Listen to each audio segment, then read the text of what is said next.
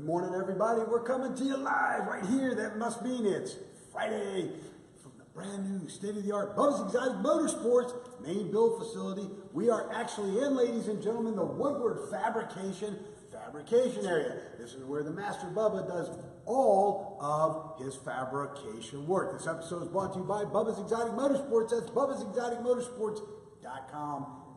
Orange County Choppers, orangecountychoppers.com. The ladies' man's on the floor right there. We'll see him before this episode. And entering stage, right or left, Bob? Here he comes, ladies and gentlemen, the Master Bubba. Bubba, how are we doing today? So we already had a lot of questions about just doing basic out-of-the-box upgrades on Jeeps, right? We had a lot of people flowing in the past couple of weeks. What are some go-to things you can do? Obviously on Jeeps, most people are like wheels and tires, lift kits. Yeah. Nothing crazy, nothing over the top, but those are like your go-to items for getting those things up in the air, looking cooler than stock, and making them that much more aggressive in a parking lot. But some cases you want to take that and you want to push that bar even higher, and that's what we're going to show you today. And Bob, one of the things, that, like for example, yesterday you had a client walk in the door with a brand new 2018 Jeep JK. It's JKs, right? Is that what they are? JKs? Yes. Jeep JK, and they wanted to just get the basics done. So where did you start with that? So in that case, that one's actually just going to be a wheel and tire swap. It's going to be taking off the dinky little wheels that the factory puts on. Being a Jeep Sport model, it's a Wrangler Sport, so it's going to have a basic set of wheels and tires. We're going to go ahead and pull those off and just put a direct fit upgraded rim on there, something a little bit wider, a little more aggressive. Then we're going to go with an upgraded tire size just to set that stance a little bit cooler, a little more aggressive, but not having in this case to do a lift because in their budget they only can afford wheels and tires right now. Right on, Bub. But we are coming to you from the brand new state-of-the-art Bubba's Exotic Motorsports facility here in beautiful Lake Park, Florida. Tell us a little bit about how things are going. We did put a post up yesterday to share it with everybody and ask them to come see us in person as well. So yeah, man, it's setting up. It's been a long process. It's been about 6 months so far, start to finish, between the move, getting set up, the general contractors, getting walls built, getting offices built, air conditioning installed, electrical getting done, 220, 110, everything you could possibly imagine, getting the lifts installed, getting the machinery transported. I know the guys over at CPE are going through the exact same thing right now, moving from Maryland to South Carolina. So a massive move when they're going from their smaller place in Maryland to a 200,000 square foot facility in South Carolina. That is an incredible haul. And Bub, one of the things we were talking to Paul Sr. about when we were just with him, he was saying, remember the conversation, he was asking, have you guys experienced where you just want to throw everything away? Remember, because they're doing renovations up there too as well, and you guys were engaged in that conversation. Yeah, you just want to trash everything and start over, don't you? Well, it's you just start, everybody always has this mindset of, oh, well, we can use that, we can use that. Listen, I've thrown away stuff that people think that they can use, and it's like, it's been sitting around the shop for 5 years. Yeah. So why do we still have this crap? Like, there's no chance anyone's touched it or moved it for 5 years. I'm not going to be the next guy that on Discovery Channel where it's another episode of What's in the Barn and somebody's coming through the shop and they're like, holy crap, look at all this stuff in here. From 1912, right? Before you know it, they find a $400,000 Crocker engine in the back corner under a piece of newspaper. That doesn't happen. No, it doesn't. But we are going to start doing a little more technical segments on Friday. People have asked us to get into the little more technical things so they can see the hands-on side of things. So we're going to start right here, Woodward fabrication. Why Woodward, Bub? There's Bailey, there's a lot of people, but why Phil Heck and the Woodward crew? Well, it's the quality equipment's just hands down. It's exactly what you need to do everything start to finish on anything, whether it's bikes, whether it's cars, whether it's trucks, whether it's heck making a little birdhouse if you wanted to. It's all the equipment does exactly what you need it to do. It's advertised as what it gives you, and it works. Everything is simple. You've been with Woodward since day one, Bob. So a lot of years, man. Since 2004 you started with Woodward fabrication. Yeah, a long time ago, yeah. A long time ago. You just won't cut ties, will you? Yeah, no, it's, anytime that there's a new piece of machinery out, we pick up the phone, we call Phil, he sends it in, we swap it out with the older version of it, and, you just keep moving that bar forward, and that's what everybody in the industry does. And, Bob, from the new facility here in South Florida, we're going to be building partnering up and building the Senior Series retail bikes. I think you're going to be getting even newer equipment, hydraulic equipment in from Woodward Fabrication to build those bikes, correct? Yeah, especially when it comes to like the mandrel benders, the 2-inch style exhaust on those bikes. You want to do some custom designs, but you want to still be able to do it quick and have mass production to it. That's the only way you're going to do it. It's through the mandrel bending and everything like that. I know, but this back wall runs about, 50 feet long, and it is just loaded. Ladies and gentlemen, you can't see how much Woodward fabrication equipment runs back here. There's nothing else but Woodward in here. here. Well, and that's what it takes too, and that's what leads us into this little episode of the Jeep JK front bumper. So right here out of the box, you have a full width, and this is very important. There's a lot of guys out there that have these questions about full width stubbies, modified version bumpers. So it all depends on where you're trying to go and what direction you're going with your build. So you're not having to double the money later on. Yeah. If you maybe buy one now, but then in 6 months decide to put on two fenders, and then you've got a full width front bumper, and then the bumper's too wide for the fenders that you change to, and all kinds of nonsense, right? So know what you're building for, start at that spot. This case, full width bumper. This is going on a Jeep JK that's going to have full width stock fenders, but it is on a very high-end Jeep, and this thing's actually been seen here at BEM quite a few times before. This is for Major League ball players. It is Jeep, so it is on the higher end line. It's not that more aggressive. It's more flashy and clean. You only build for celebrities and high-end people. That's okay. So what you do is you take this thing out of the box, right? Well, on this particular Jeep, he never takes this thing off road. It's never going to hit even a curb in its life, right? Not even going over a 6-inch curb. Driving it. So what we're going to do is get rid of that off-road aspect of it and make it a little bit more clean, but still very aggressive at the same time. So we know that this thing's lifted already. It's got 37s on the tire or the wheels all the way around this thing. So it is massive. It looks great. You guys will see the before-after pictures of it here very soon. But these bumpers are designed for the off-roader, right? When you buy an off-road bumper, you're going to get an off-road design. With that, you typically get a bumper that's going to come out of the box with a winch hole in the front of it and also a winch mount plate on the top. Most people will go the extra mile. They'll buy the winch with a synthetic rope or a cable setup. They'll put something on there really cool. Whether or not you use the thing is completely up to you and your drive style and what you're doing with it. But in this case, it's never, ever, ever going to be used on an off-road situation where you would need a winch. So we are cleaning up and fabbing all of those openings, closing them down with true 3/16 steel, and we will get this thing welded up, smoothed in, skim coated, and then we'll actually get this into the paint shop for a base coat, clear coat, factory style finish. So Bub, let's talk a little bit. What do I have in my hand here? So that is actually a very large piece, and it's small now, but a large piece of 3/16 thickness steel. This is raw steel, so you can see it does rust, especially here in South Florida, unless you have coatings on these things. This is actually the same thickness steel that probably 95% of the aftermarket bumper companies out there for Jeeps build their bumpers, and I mean all the way across the board, not just for Jeeps, but if you find bumpers from Fab Fours or from Rampage or any of these companies out there, this is what you're going to get as a 3/16 steel plated bumper. That's what it comes from, and that right there is a very small piece, and it's very heavy.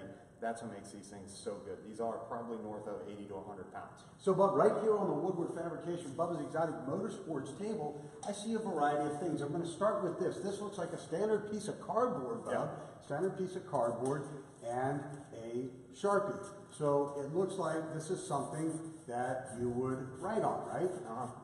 Like that.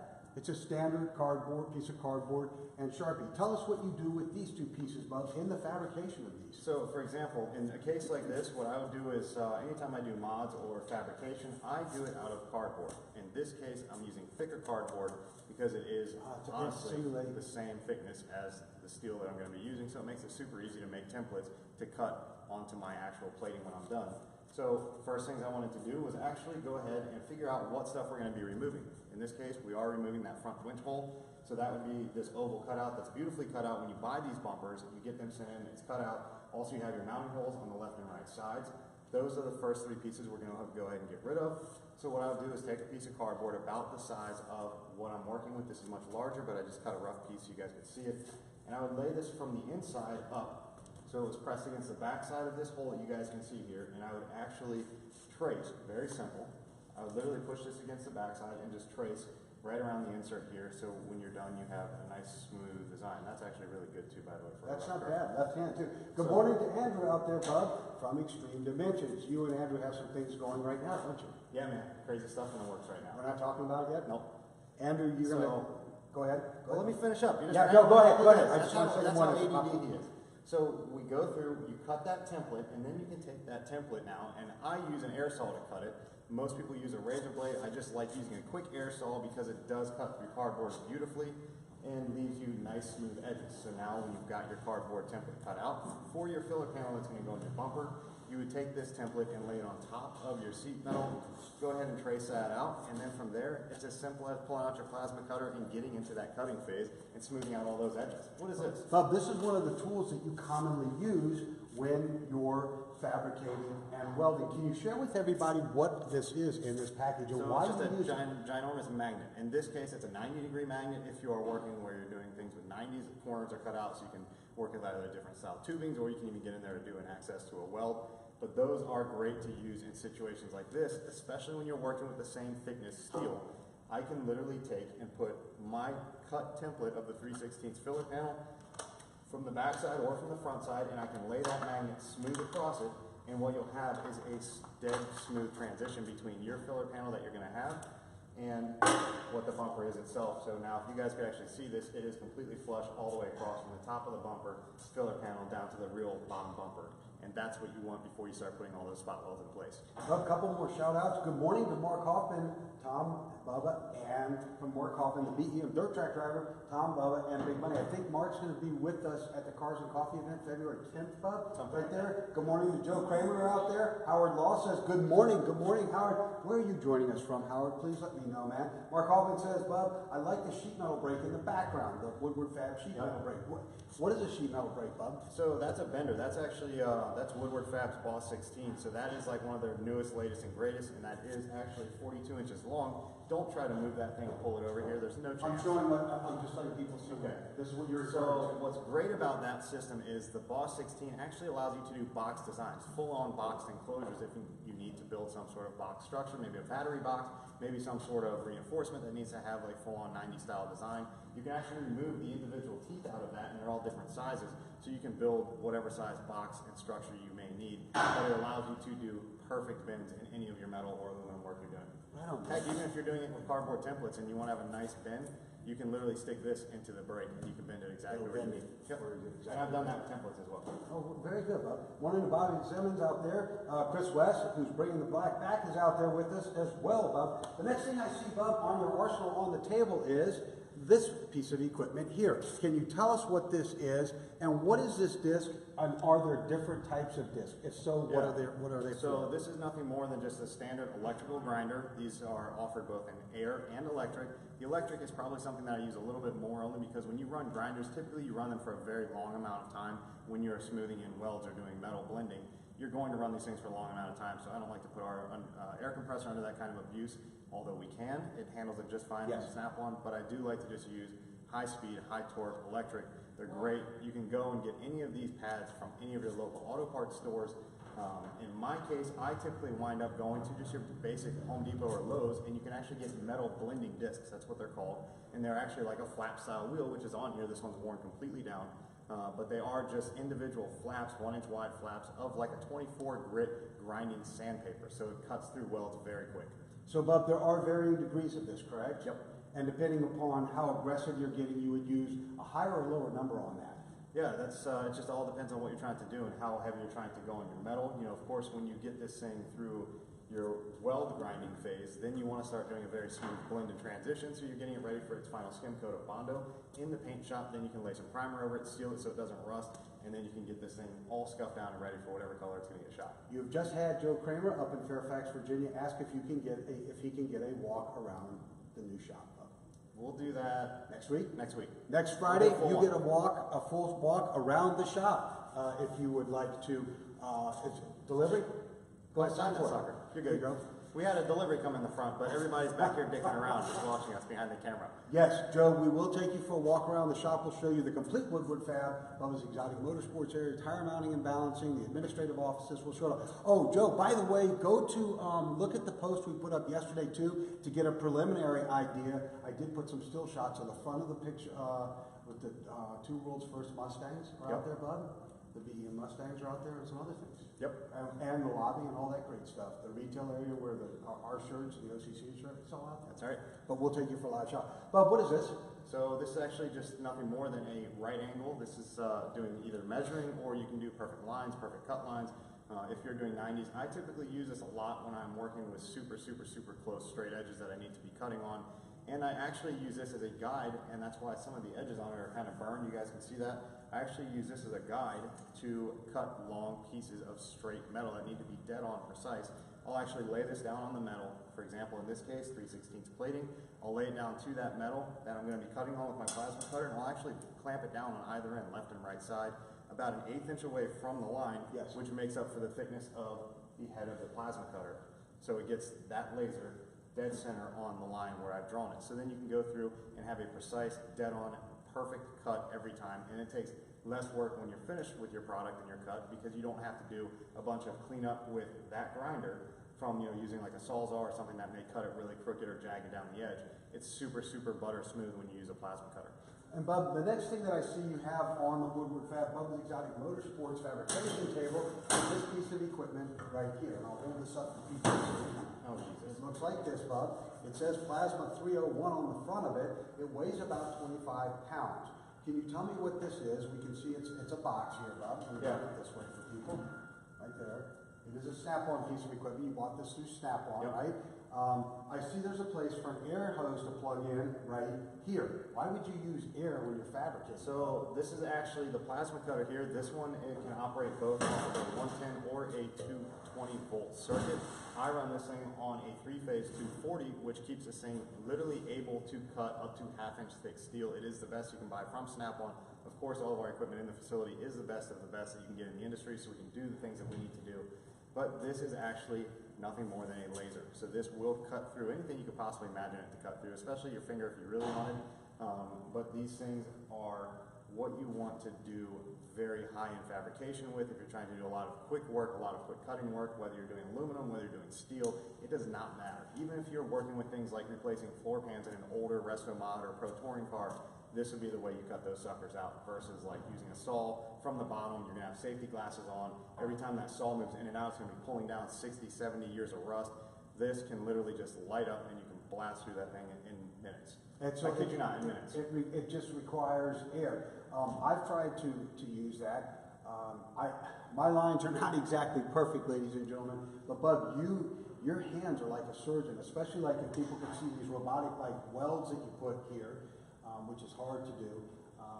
Right now they can't see them, but even your lines are just perfectly cut. I find that I have to keep going back over it a couple times and it looks serrated and jagged. How do you prevent that? It's, and that's where you can do one of two things. One, you can use that straight edge I showed earlier where you can clamp it down to material if you're doing a very long straight line and you don't want any sort of waves. The more waves you have, especially when you're trying to do filler panels, the more you're going to have to fill that in with weld, and then in the end result, more grinding, more that you're going to wear down on your pads. So you want it to be as crisp and close as possible, and that's why I take the time to use things like straight edges. But if not, you just have a super steady hand. In this case, I actually find myself doing this like a lot of people that do custom pinstriping. We know, Mr. Oz up at OCC. A lot of guys will actually use their pinky to lay it down as a guide, and that's exactly what I do. So you can literally rest it on your hand as you pull, and without even me looking at it, I can pull a straight line. So, Bub, let me ask you a question. Joe Kramer would like, and you'll have to explain this to us. What does he mean, Bub? Do you prefer foot pedal or button? Oh, you're referring to in terms of welding. So, me personally, I prefer a button on my fingertip. And we can actually show that on one of our next episodes too. We didn't bring the welder out here. But I actually use on my welding heads, depending on what style welding I'm doing, whether it's MIG, whether it's TIG, whether it's aluminum, all of them are going to be something different trigger-wise. I like to use my middle finger as my trigger, and I use my index finger on the edge of the gun as almost my guide. So, Bub, let's tell everybody a little bit about...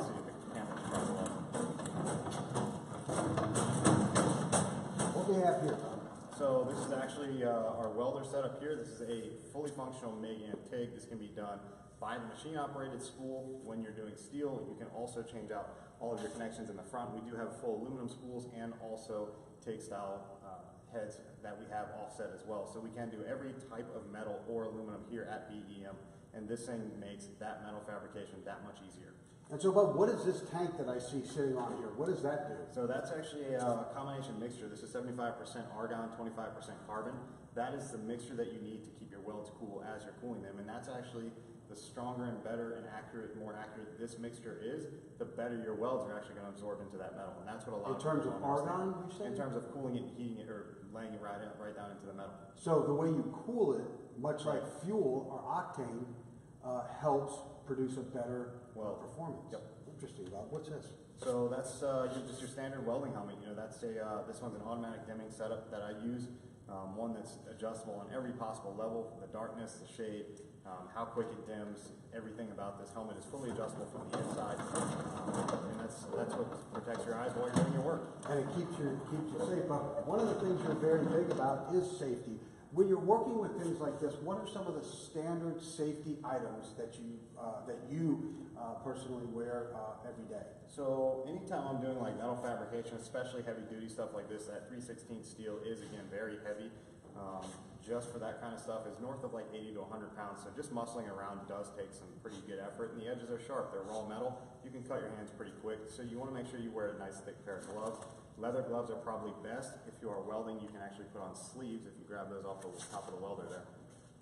So you'll see there's actually different sleeves. My arms do not fit into these anymore. These are meant for somebody smaller. We'll just leave it at that. But those are sleeves you can put on to protect your skin from that welding, from the slag, from the burn. Just the light alone from the welder that is produced is brighter than the sun, so it will literally burn your skin. When I wear tank tops like this, I'll literally have burns all the way up like I've been sitting at the beach for 4 hours from doing a 5-minute weld. So you want to make sure that you're safe and protected. How about these?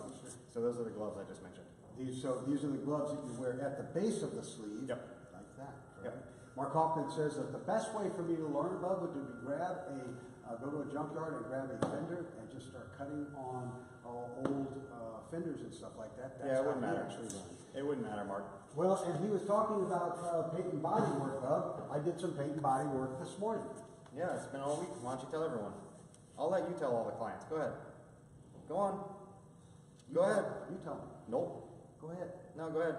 I'm just going to here's my shovel. I'm going to keep cleaning up the freaking mess. That's all you need to know, ladies and gentlemen. Just cleaning it up. That's all you need to know. So I'm going to go ahead now that I've done my filler panels, I've done my front insert, I need to weld in the actual 2 mounting holes that would have been for the front plate. I've already welded in 2 holes that were here on the side, and these were actually from the company's logo, but this client wants this very clean with no logos on it when it's done. So I'm going to go ahead and weld in all of these holes, get everything ground down with that flapper disc on my grinder, and then I'll get this thing over to the paint shop, scuff it down, get it ready for primer, and this will actually be shot in a base coat, clear coat, gloss white. Ladies and gentlemen, now making his appearance on the Woodward Fabrication Bubba's Exotic Motorsports table is... That's D. There's Diesel, ladies and gentlemen. He, as you know, sleeps on my desk every day. He eats in a chair with us. He is more human than anybody could possibly imagine. So, Bub, let's talk real quick before we jump out of here. What do you do? How do you lay down a weld properly? That's like a whole nother episode. There's a sound that comes from your welding that's very smooth and even. There's a sound that comes from mine that sounds like popcorn. Yeah, so when you're working with welding, you have to do it all based on what you're welding to. The thickness, the material, it all matters. It all counts. It all comes into effect. Even your temperature, if you are working closer to a door, and you have a bay door, for example, that's open, just the wind from the outside will literally blow and change that mixture of that argon-oxygen combo that I just showed you guys earlier in that tank. So you will literally, when wind blows and you are doing a super butter smooth weld with, if wind hits it, for example, an exhaust on a car, if you're doing hangers or alignments or spot welds, it will literally throw the welder off, and you can hear that just like that. I love it, Bub. The BEM dirt track driver, Mr. Mark Hoffman, loves big money. He has since he was a little baby, and Mark says all jobs at BEM must be Paul approved. That's it. How about that? Yep. Right on. So, Bub, next week we'll jump right into. We're going to take a tour of the facility. We're going to show everybody the facility here. We'll let them see it from the inside out. There's one other thing we're finalizing on, Bub. That's getting the floors done. We're going to do it. What, bro? What do you want? Well, tell them. Tell everybody. You can say it if you want. Well, just tell them. Just tell them what you want. What do you want to say? All right, I gotta go. We are doing a white aircraft style floor in here, Bub. with some neat flakes in it. It's going to look really good. That's kind of the last thing to putting it all together, isn't it? Yep, that's about it. It's going to be neat, man. It's Yep. been a long run, Bub. So till next week, Bub, let's keep on Doing it Bubba style. Ladies and gentlemen, that's going to do it for this episode of Doing It Bubba Style. Brought to you by the master, the ladies man, and myself right here. We appreciate all your great comments. We appreciate interacting with all of you from around the world. Woodward Fabrication, Phil Hack and the whole crew up there, thank you very much for the many years of partnership. You're part of the reason that Bubba's Exotic Motorsports grew to be what it is today. Let's reach out to touch somebody's life in a very positive manner today, ladies and gentlemen. Let's open the door for somebody who's got their hands full. A lady, an elderly person. Just get the door open for them. It doesn't matter what they got in their hands, just open the door. Let's put shoes on somebody's feet who have holes in the bottom of them. Guys, you've probably got an old pair of sneakers in the back of your truck. And if you see a guy standing on the corner that says, "We'll work for food," take him right across the street there, ladies and gentlemen. 7-Eleven, Citgo, power drink, or a protein drink, and a protein bar. That's cheaper than your designer cup of coffee out there. Let's take care of those people who are less fortunate than us. Until next week, ladies and gentlemen, let's keep on doing it Bubba style. Let's make sure we send all of our thoughts for upcoming episodes to Diesel right here by emailing them to sales@bubbasexoticmotorsports.com. Sales@bubbasexoticmotorsports.com. Or you can call and speak to Diesel directly at 561-410-5527. Until next time, ladies and gentlemen, let's keep on doing it Bubba style.